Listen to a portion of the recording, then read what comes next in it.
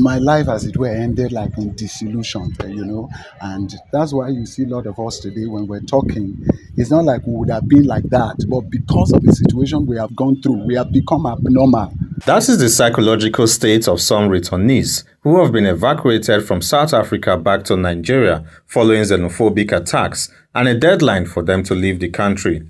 As the deadline elapsed on June 30th, the Nigerian government began evacuating its citizens, with officials of the Edo State Migration Agency actively on ground to receive those who are from the state. The South Africa returnees are brought back to Edo State, sheltered and cared for appropriately. Many of them legally documented migrants in South Africa and licensed business owners have returned with nothing. They recount their ordeal during the xenophobic attacks while also thanking the state government for the warm reception and care thus far. We just came back from South Africa empty. We lost everything. I've been there for 3 decades. I established there.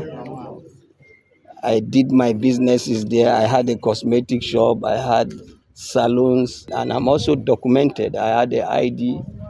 I'm not illegal immigrant. I have no crime committed there since 30 years of my staying there. We thank also the state governor, Mr.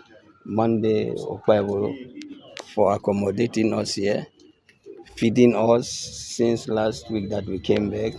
They arrive in that airport. Not everybody have the means to get to where they are going, their destination.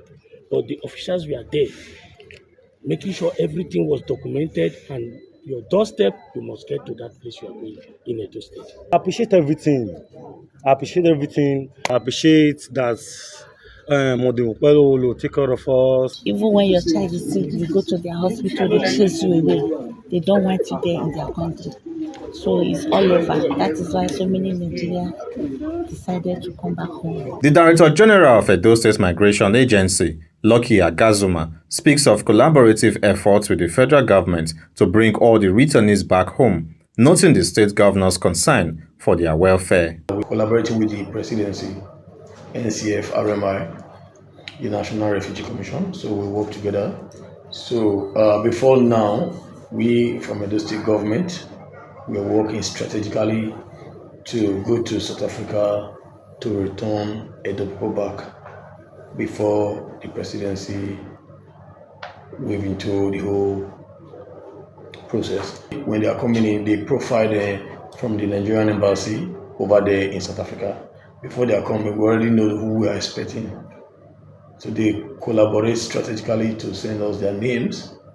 And as a matter of fact, when you know your people, you are easy to identify them. When they come in, they all speak our languages, like those one we have here right now. We have the return migrant right here in our shelter.